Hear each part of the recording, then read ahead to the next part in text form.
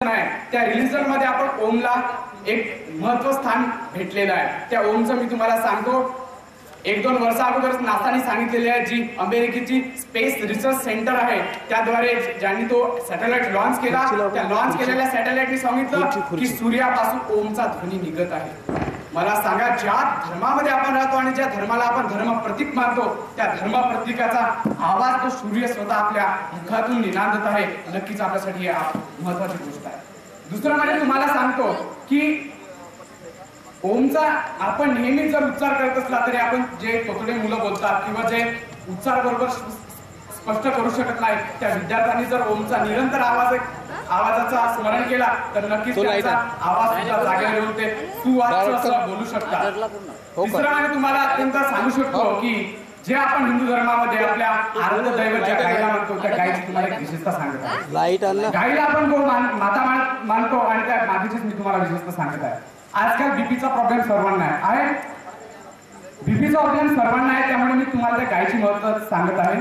ज्यावेळी तुमची BP low किंवा हाय असेल त्यावेळी फक्त तुम्ही आपल्या गायीच्या पाठीवर जो तिचा स्पायनल कॉर्ड असते, त्या स्पायनल कॉर्डवर म्हणजे मेरुरज्जेवर तुम्ही फक्त 21 टाइम्स जर त्याच्यावरून तुम्ही स्पर्श केला तर तुमचे बीपी पूर्ण नॉर्मल होऊ शकते। ती दवाई तुमच्या घरी आहे, आपण करत नाही। तिसरी तुम्हाला गोष्ट सांगू इच्छितो, जो आपल्या मंदिरांमध्ये सकाळी किंवा संध्याकाळी शंख वाजतो, त्या शंखामध्ये आपल्या आरोग्यासाठी किती त्याचे परिणाम होतात त्याबद्दल मी सांगत आहे। डॉक्टर जगदीश चंद्र बोस यांनी एक्सपेरिमेंटली प्रूव्ह केलेलं आहे की मंदिरामध्ये ज्यावेळी शंख वाजतो आणि त्या शंखाचा ध्वनी जेवढ्या प्रदेशापर्यंत तो जातो, तेवढ्या प्रदेशामध्ये राहणारे बॅक्टेरिया, व्हायरस सर्व समूळ नष्ट होतात। हा एक्सपेरिमेंटली प्रूव्ह झालेला आहे। प्रत्येक गोष्टी आपल्या धर्मामध्ये दिलेल्या आहेत, त्या धर्माचा आपण आचरण करावं, नक्की आपण स्वतःचा आणि आपल्या कुटुंबाचा सुद्धा उद्धार करू शकतो। मी नरेंद्र स्वामीजींच्या प्रवचनात मी ऐकले होतो की त्यांनी एक कथा सांगितली। त्या कथेमध्ये त्यांनी सांगितलं की मनोवैज्ञानिक असतात, त्यांना आपण सायकोलॉजिस्ट म्हणतो, त्या सायकोलॉजिस्टना एक प्रयोग करायचा असतो आणि त्या प्रयोग करताना एका कैद्यावरती ते प्रयोग करतात। कैद्याने फार मोठा गुन्हा केलेला असतो आणि त्या कैद्याला फाशीची शिक्षा होणार असते। कैदी आज नाही उद्या त्या फाशीच्या शिक्षेने मरणार असतो। मानसशास्त्रज्ञांना त्याच्यावर मनाचे परिणाम त्याच्या शरीरावरती काय होतात हे त्यांना प्रूव्ह करायचं असते। त्यासाठी ते येताना एक घोडा आणतात, एक साप आणतात आणि उंदीर आणतात। घोडा खुंटाला बांधतात आणि त्या जो साप असतो त्या सापाला दंश करावा लागतात आणि तो सर्व दृश्य त्या कैद्याला दाखवलं जातं। कैद्याला सांगितलं जातं की हाच साप तो तुला चावणार आहे आणि त्याला दाखवले जातं। थोड्या वेळानंतर त्याला बुरखा घालतात आणि बुरखा घालून झाल्यानंतर त्याला एका टोपलीमध्ये उंदीर आणला असतो, तो उंदीर त्याला चाववा लागतो। उंदीर चावल्यामुळे फारशी लोक मरत नाही अथवा त्याचा विष सुद्धा लागत नाही, परंतु त्याच्या मनाने असं निर्धार करून ठेवला नाही, आपल्याला तो सापच चावला आहे जो मुलाला चावला होता। ज्याप्रमाणे तडफड तो घोडा मरत पडला, तो प्रमाणे त्याप्रमाणे तो कैदी सुद्धा मरत पडला। ब्लडची रिपोर्ट ज्यावेळी त्याला मेडिकल मध्ये ज्यावेळी पाठवण्यात आले आणि त्या ब्लडचे रिपोर्ट ज्यावेळी आले त्यावेळी मानसशास्त्री सुद्धा चकित राहिले। याला चावला उंदीर, उंदराचा विष पाहिजे ना, तर त्याच्या याच्यामध्ये होतं सापाचं विष। असं असते आपलं मन, आपल्या मनाने जर एखाद्या गोष्टीचा निर्धार केला तो नक्कीच होतोच। आजचं जर आपण उदाहरण घेतला तर आज प्रत्येकालाच आपण स्वार्थी आहोत। आपण आपल्याला फक्त आपलीच गाडी, आपलीच माडी, आपल्याच बायकोची बरोबर साडी, फक्त याच्या व्यतिरिक्त आपल्याला समाजाचं भान नाही। आम्ही जर समाजाचे भान करू शकणार आहे तर समाज आपले काय भान करणार, बरोबर आहे ना? तुम्हाला सांगतो, आज एखाद्या तुम्ही वृद्धाश्रमाला भेट देऊन पहा, वृद्धाश्रमात भेट देऊन त्या खितपतलेल्या जोडप्यांना तुम्ही विचारा तुमची मुलं काय करतात। तिथला प्रत्येक खितपतलेला जोडपा तुम्हाला सांगेल माझा मुलगा डॉक्टर आहे, माझा मुलगा इंजिनियर आहे, माझा मुलगा वकील आहे, माझा मुलगा प्राध्यापक आहे। पण तिथला एकही खितपतलेला मुलगा तुम्हाला सांगणार नाही की माझा बाप अडाणी शेतकरी आहे, कारण अडाणी शेतकऱ्याचे मायबाप कधीच वृद्धाश्रमात जात नाही, ही आजची वस्तुस्थिती आहे। मग या शिकलेल्या सवरलेल्यांचे मग काय तुम्ही संस्कार दिले, हे काय तुम्ही हे शिक्षण घेऊन काय केलं, हे जे मुलं आपल्या आई बापाला सांभाळू शकणार नाही ते समाजाला काय सांभाळणार, आणि जे समाजाला सांभाळू शकणार नाही ते देशाला काय सांभाळणार। तिसरं म्हणजे तुम्हाला सांगू इच्छितो, कुसुमाग्रजांचं एक मस्त एक पोवाडा आहे, त्यांनी सांगितलेलं आहे आजकाल स्त्रियांवरती खूप अत्याचार होतात। मला तर वाटते स्त्रियांनी आई माँसाहेब जिजाऊंचा आदर्श घ्यावा। माँसाहेब जिजाऊ म्हणाल्या होत्या शिवपायांना, शिवाजी राजे घोड्यावर बसा, हातात तलवार घ्या, ही जिजाऊ माँसाहेब तुमच्या पाठीशी खंबीरपणे ताठ उभी आहे। आपल्या आई बहिणीची इज्जतीची लागते बेशीवर टांगली जात असताना घरात ऐकून त्याच्या किंकोळ्या ऐकणे हे मराठ्याच्या औलादीला सोपणारी गोष्ट नाही. हा क्रांतिकारक विचार ऐकून शिवाजी महाराजांचं रक्त उसळलेलं रक्त हिंदवी स्वराज्य स्थापूनच शांत झालं.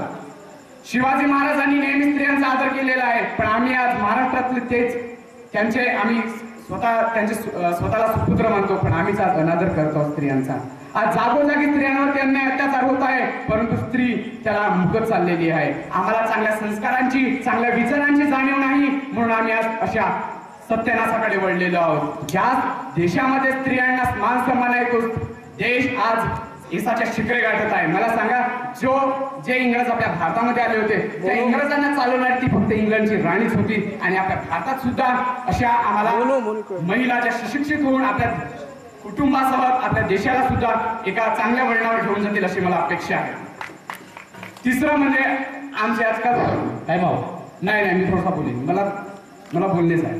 तिसरं म्हणजे आमचे तरुण मित्रमंडळांना माझी आग्रहाची विनंती आहे की कृपा करून आजकाल व्यसनाचं प्रमाण खूप वाढलेलं आहे. आजकाल असे शाळा कॉलेजातली मुलं खर्रा, तंबाखू, बीडी, सिगारेट खूप काही एवढं चाललेले आहे. स्थान बदलून पहा तर तुम्हाला एक वेगळी मजा येईल. जसं बायकोचं स्थान आईला आणि आईचे स्थान देवीला द्या. तुमच्या विचारात प्रॅक्टिकली नाही तरी बघा तुम्हाला कशी मजा येते ते. नमस्कार मित्रांनो, मी निशिकांत शिवणकर. आज तुमच्या समोर मनोऊर्जा या विषयावर थोडं बोलणार आहे. मनोऊर्जा, माइंड पॉवर. जेव्हा आपण मनोऊर्जा या शब्दाचा उच्चार करतो त्यावेळी मनात येणाऱ्या ज्या भावना असतात आणि मनातून निघणारे जे विचार असतात ते समोरच्याच्या काळजाला भेदून जातात, कारण ते मनातील ऊर्जेचे प्रमाण असते. मित्रांनो, जेव्हा जेव्हा तुम्ही मनोऊर्जेचा विचार करता तेव्हा मला आठवते की बालपणीच्या निरागस काळाला बाजूला सारून जेव्हा आपण तारुण्याच्या उंबरठ्यावर नानाविधी स्वप्नांनी भरलेलं मन जेव्हा आकाशात झरारी घ्यायला लागतं त्याच वेळी नात्याच्या गाठी अंगत उलटायला लागतात आणि आपलं स्वतःचं आणि समाजाचं जे नवीन नातं निर्माण होतं त्याचबरोबर आपल्या घरातल्या लोकांचं आपल्यापासून दूर होण्याचं एक प्रमाणही वाढत जातं. आणि अशा वेळी आपल्या स्वतःचं असं या पृथ्वीतलावर आपलं आयुष्य काय, आपल्या स्वतःचं असं ध्येय काय या विचारांनी मन समोर वाटचालीला लागतो. आणि तेव्हा खरं प्रश्न पडतो की आयुष्य म्हणजे काय आणि आपल्या आयुष्यात आपण काय करायचं. आणि अशा वेळी आपल्याला त्या खरं मदत होते आणि मदत जी मिळते ती म्हणजे मनोऊर्जेची. मनोऊर्जा मित्रांनो, मन आपलं, ऊर्जा आपली हे बोलतो आपण, पण मनोऊर्जेची खरी डेफिनेशन काय, खरी तिची उक्ती काय. आणि सर नेहमी या विषयाला घेऊन कार्यक्रम आयोजित करत असतात, जीवन परिवर्तन, मनोऊर्जा, विकासाची वाटचाल. मित्रांनो, मनोऊर्जा हे थोडं आपण ज्या विज्ञानात वाचतो किंवा ज्या विषयात आपण अभ्यासतो ती मनातली ऊर्जा नाही. ही ऊर्जा, मनोऊर्जा जेव्हा आपण म्हणतो तेव्हा आपल्या लक्षात येईल अध्यात्मा बियॉन्ड सायन्स असं म्हटलं जाते. म्हणजे विज्ञानाच्या पलीकडेही जे अध्यात्माबद्दल आपण बोलतो त्याचं खरं आपल्या मनावर जे एक सांकेतिक भाव निर्माण होतो. मित्रांनो, विज्ञानात आईन्स्टाईन म्हणतो, न्यूटन म्हणतो, न्यूटनच्या लॉनुसार energy neither be created nor be destroyed, it only convert from one form to another असं म्हटलं जातं. म्हणजे ऊर्जेचं कधी ऱ्हास पावत नाही, ऊर्जेचं एका रूपातून दुसऱ्या रूपात म्हणजे परिवर्तन होतं. मग ती ऊर्जा मनाची असो वा भौतिक शास्त्रात असलेल्या कोणत्याही प्रकारची ऊर्जा असो. तर मित्रांनो, आपण कशा पद्धतीने वागतो, आपण कोणते विचार आपल्या मनात ठेवतो, आपण पॉझिटिव्हिटी दाखवतो की निगेटिव्हिटी दाखवतो, यानुसार आपल्याला मिळणारे रिझल्ट असतात. कारण म्हणतात वाहतं ते झरं असतं, थांबतं ते डबकं. वाहतं ते झरं आणि थांबतं ते डबकं. डबक्यावर डास वाढतात पण झऱ्यावर मात्र राजहंस. मित्रांनो, जर राजहंस व्हायचं असेल तर आपल्या मनातल्या भावना ह्या वाहत गेल्या पाहिजे. समोरच्या वाहताना नदीला जसा ओघ असतो तो ओघ आपल्या मनाला असला पाहिजे. याचं कारण असं असतं की समोर असणाऱ्या प्रवृत्तीला, समोर असणाऱ्या लोकांना आपण भेदून जाऊ नये. मला नेहमी वाटेल की माझ्यासाठी कोणीतरी राहावं पण माझ्यामुळे कोणी नाही. मित्रांनो, जेव्हा जेव्हा आपण या विषयावर विचार करतो, मनोऊर्जेवर बोलतो, तर मला एक उदाहरण आठवतं. एका मांजरीचं उदाहरण एक लेखक कसा देतो, त्यांनी एक कथेत सांगितलेलं की एक मांजर एकाच्या घरी होती. मांजर रोज त्रास द्यायची म्हणून त्या माणसाने तिला बोऱ्यात बांधलं आणि नेऊन सोडले.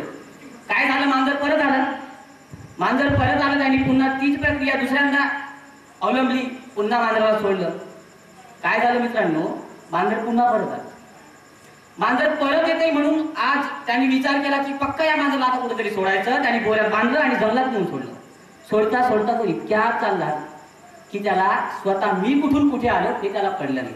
शेवटी मांजराला सोडून त्याच्या मागोमाग हा स्वतः घरी आला. अर्थ काय मित्रांनो, की मांजर ह्या कथेतलं मांजर म्हणजे कोण? तर आपल्या मनातले विचार. म्हणजे विचार आपल्याकडे आहेत त्यांना सोडून देण्याचा प्रयत्न करू नका, तर त्या विचारांना आपल्या पद्धतीने चालवण्याचा प्रयत्न करा. एक पॉझिटिव्ह थिंकिंग. मित्रांनो, द सिक्रेट म्हणून एक बुक मी तुमच्या समोर दाखवतोय. हे सिक्रेट जे लिहिलेलं बुक आहे, तर हे रांडा बर्न म्हणून एक फॉरेनचे ऑथर आहे, त्यांनी लिहिलेलं बुक आहे. याच्यामध्ये इतकं सारं काही रहस्य लिहिलेलं की विज्ञानाबद्दल आणि आपल्या आत्मीय शक्तीबद्दल, आपल्या अध्यात्माबद्दल, की मी तुम्हाला सांगायला गेलं तर विचार बसणार नाही किंवा तुम्हाला एखादी आवडणारही नाही. एक तत्ववेत्ता काय म्हणतो, tell me the song of angers of your nation, I will tell the future of your nation. तत्ववेत्ता काय म्हणतो की तुम्ही तुमच्या मनातल्या किंवा तुमच्या देशातल्या तरुणाच्या मनातल्या भावना मला सांगा, त्या भावनेवरून किंवा त्यांच्या प्रतिज्ञेवरून तुमच्या देशाचं काय भवितव्य असणार आहे ते मी सांगतो. याचा अर्थ काय की आपल्या मनातले विचार, आपल्या मनातल्या भावना ह्या सर्व एक्सप्रेस करतात आणि आपल्याला काय करायचं ते नेमकं ठाणून देतात. मित्रांनो, एक उदाहरण तुम्हाला द्यावंसं वाटतं. सरांचं एक्सपेरिमेंट सर आधी दाखवायचे की एक पेंडुलम त्यांनी बांधलेलं आणि सगळे लाईन मध्ये पेंडुलम बांधल्यानंतर ते सांगायचे की every action has equal and opposite reaction. मग ती मनाबाबतीत असो किंवा इतर बाबतीत असो, आपला सकारात्मक जर एक दृष्टिकोन बाळगून जर आपण एखाद्या ठिकाणी एनर्जी लावतो आहे, तर त्याचं मिळणारं जे आपल्याला प्रॉडक्ट आहे किंवा आपल्याला त्याचं मिळणारं जे काही बेसिक आहे ते तेवढंच पॉझिटिव्ह असतं. म्हणजे जर तुम्ही चांगल्या प्रकारचे विचार मनात ठेवून जर कुठेतरी निघाला आहात तर तुम्हाला नक्कीच यश मिळेल, ही भावना याच्यामध्ये असते. मित्रांनो, जेव्हा जेव्हा तुम्हाला वाटते की मला काहीतरी मिळावं, मी हे सगळं करतो आहे यामध्ये मला काहीतरी मिळावं, मला एक उदाहरण द्यावं असं वाटतं की एक ऑपरेशनचं जे सिस्टम आता चाललेलं की बऱ्याचदा काही लोकांना ऑपरेशन करूनही त्यांना काही मिळणार असं नसतं. तर प्लाझोथेरपी एक आहे म्हणजे विज्ञानाच्या डॉक्टरच्या सिस्टममध्ये की एखाद्या व्यक्तीला वाटतं की माझं ऑपरेशन केलं मी बरं होईल, तर त्या व्यक्तीचं ऑपरेशन केलं जातं म्हणजे सांगण्यापुरतं केलं जातं, त्याचं ऑपरेशन केलं जात नाही. पण त्याच्या मनात निर्माण होणारी ऊर्जा, त्याला असं वाटतं की माझं ऑपरेशन झालं आता मी ठीक आहे, आणि त्याच्या मनात ज्या पॉझिटिव्ह ऊर्जा येतात की मी 2 दिवसानं चालेल, 4 दिवसानं धावायला लागेल, आणि या सगळ्या भूमिका जेव्हा त्याच्या मनात येतात त्यावेळी तो खरोखर त्याच्या मनातल्या भावनांनी, त्याच्या मनातल्या मनोविचारांनी तो ते कार्य करायला लागतो. असं एक उदाहरण तुम्हाला देतो की एकदा बोगद्याचं काम चाललेलं आणि तिथे ऑक्सिजन सप्लाय, नेहमी जे बोगद्यात काम चालतं तर बऱ्याचदा ऑक्सिजन सप्लाय केलं जातं. आता ऑक्सिजन सप्लाय करताना एकदा काय झालं की ऑक्सिजन सप्लायचा जो पुरवठा होता तो बंद झाला आणि अशा वेळी 14 लोक एका बोगद्यामध्ये अडकले. 14 लोक जेव्हा बोगद्यात अडकले तेव्हा काय झालं की त्यांना सांगण्यात आलं की 36 तासानंतर तुम्हाला ऑक्सिजनचा पुरवठा केला जाईल, पण खरं म्हणजे तुम्ही 34 किंवा 22 तासात तुम्ही जाऊ शकता, जेवढा ऑक्सिजनचा साठा आपल्याकडे आहे त्यावर. त्यात काय केलं की एका लोकांचा तो मुनीम जो होता खूप हुशार होता, त्याच्याकडे घड्याळ होतं. त्यांनी काय केलं मित्रांनो की त्यांच्या मनात एक विचार बिंबवण्याचा प्रयत्न केला. विचार असा बिंबवला, जेव्हा 2 तास व्हायचे तेव्हा तो सांगायचा की फक्त 1 तास झाला, 4 तास झाल्यावर सांगायचं फक्त 2 तास झाले. अशा प्रकारे 36 तास उलटून गेले, पण त्यांनी त्यांना सांगितलं नाही की तुमचे 36 तास झाले. पण मित्रांनो, जे 24 तासात मरणारे लोक होते ते तेव्हाही त्याच परिस्थितीत जिवंत. मानव हा सर्वात बुद्धिमान प्राणी म्हणून मानला जातो. मानवाच्या जीवनासाठी ईश्वराने त्याला प्रगती करण्यासाठी खूप अशी काही बुद्धी दिली आहे, पण त्याला त्या बुद्धीचा वापर करणं आलं पाहिजे. मानवाला ईश्वराने 5 केंद्रबिंदू दिले आहेत आणि ते बिंदू म्हणजे पाणी, आकाश, पृथ्वी, अग्नी आणि वायू. या 5 तत्वापासून आपले मानवी शरीर तयार झालेले आहे आणि या मानवी शरीरापासूनच आपल्या जीवनामध्ये प्रगतीची वाटचाल सुरू होते. तर मनोऊर्जा म्हणजे काय आणि त्या ऊर्जेचा आपल्या जीवनाच्या विकासासाठी काय महत्त्व आहे? तर मनोऊर्जा म्हणजे मनाची इच्छाशक्ती किंवा मनाची शक्ती. जर आपल्याला एखादे कोणतेही काम करायला दिले आणि ते काम आपण पूर्ण मनाच्या इच्छेने व दृढ निश्चयाने करत आहोत तर ते काम नक्कीच यशस्वी होणार, कारण त्या कामामध्ये आपल्या मनाच्या इच्छाशक्तीचा व मनाच्या एकाग्रतेचा समावेश असतो.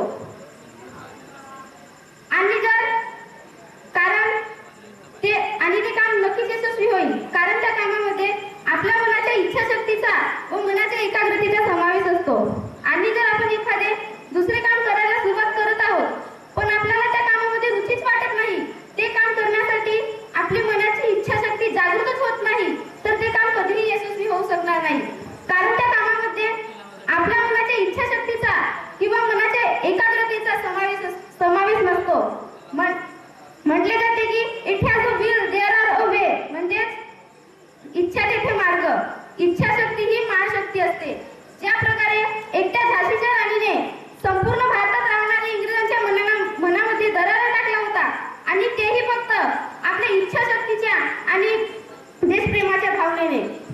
जर त्या काळी जर संपूर्ण भारताने समजले असते की ज्या प्रकारे इंग्रजांकडे सैन्य आणि शस्त्र आहे, त्याच प्रकारे आपल्याकडेही इच्छाशक्ती व देशप्रेमाची भावना हा सर्वात मोठा ब्रह्मास्त्र आहे.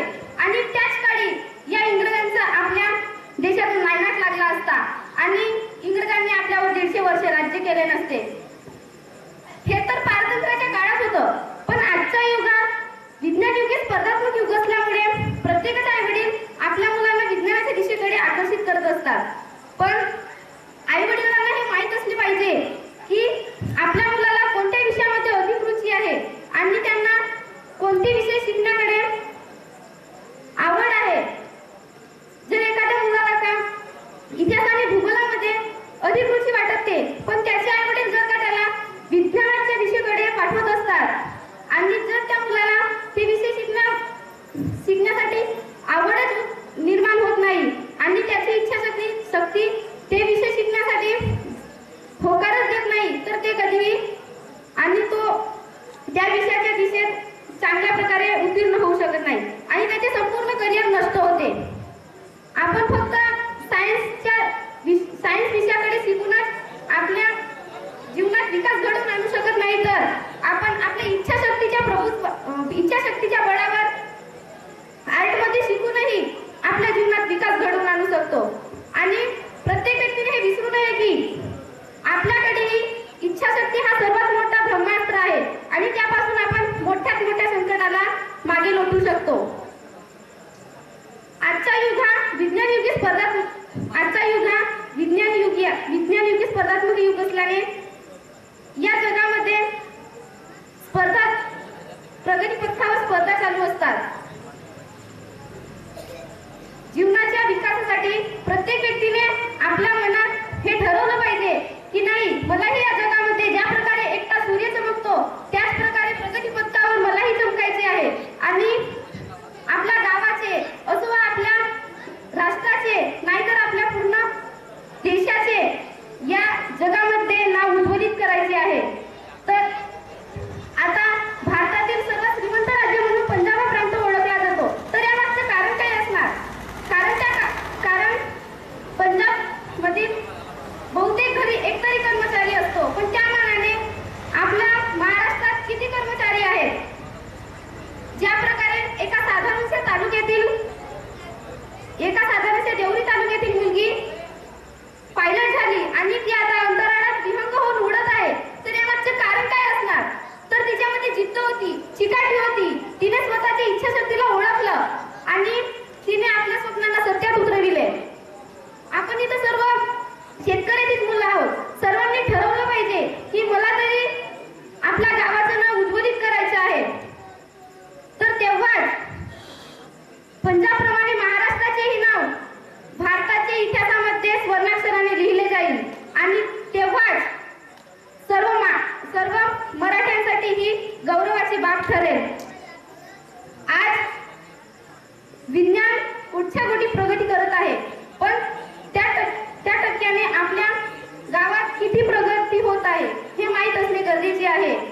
ज्या म्हटले जाते की everything possible in every person, म्हणजे प्रत्येक व्यक्तीसाठी सर्व काही शक्य असते. जर त्याने ठरवले की नाही मला ह्या संकटाला पार करून जायचं आहे आणि त्याच्याकडे जर त्याची इच्छाशक्ती आहे, त्याची मनाची एकाग्रता आहे, तो दृढ निश्चय करतो की नाही मला हे संकट पार करून पलीकडे जायचेच आहे, तर तो नक्कीच त्या संकटाला मोड घालून सामोर जाऊ शकतो आणि त्याच्या जीवनामध्ये तो स्वतःच्या प्रगतीच्या मार्गावर लागू शकतो. आणि आपल्या भारतातील अनेक असे थोर पुरुष होऊन गेले की त्यांनी स्वतःच्या बळाने नव्हे तर स्वतःच्या इच्छाशक्तीने आणि स्वतःच्या चतुराईने अनेक अशा बळधारी लोकांना मागे टाकलं आणि त्यांनी आपल्या देशाला स्वातंत्र्य मिळवून दिलं. तर तेव्हा आपल्या भारतातील लोक आणि ते असते विचाराच्या बाबतीत आपण विचार केला तर एक निगेटिव्ह ताकद आणि एक पॉझिटिव्ह प्रत्येक व्यक्तीमध्ये असते आणि प्रत्येक लोकांमध्ये असते, पण आपल्या इकडे खेडेगावामध्ये निगेटिव्ह जास्त भरलेलं असतं, पॉझिटिव्ह कमी असतं. पण शास्त्रज्ञाच्या मतानुसार 60,000 विचारांपेक्षा जास्त विचार माणसाच्या मनात दररोज येत असतात आणि त्याच्यामधून मॅक्सिमम पॉझिटिव्ह असतात. पण ते तुम्ही जर वाढवायचे प्रयत्न केला तर तुम्हाला रोज प्रॅक्टिस करावी लागेल त्याची, पण तुम्ही प्रॅक्टिसच करत नाही. मग ते निगेटिव्हला चालना देता आणि निगेटिव्हच वाढत राहतात, मग तो संपूर्ण निगेटिव्ह बनता.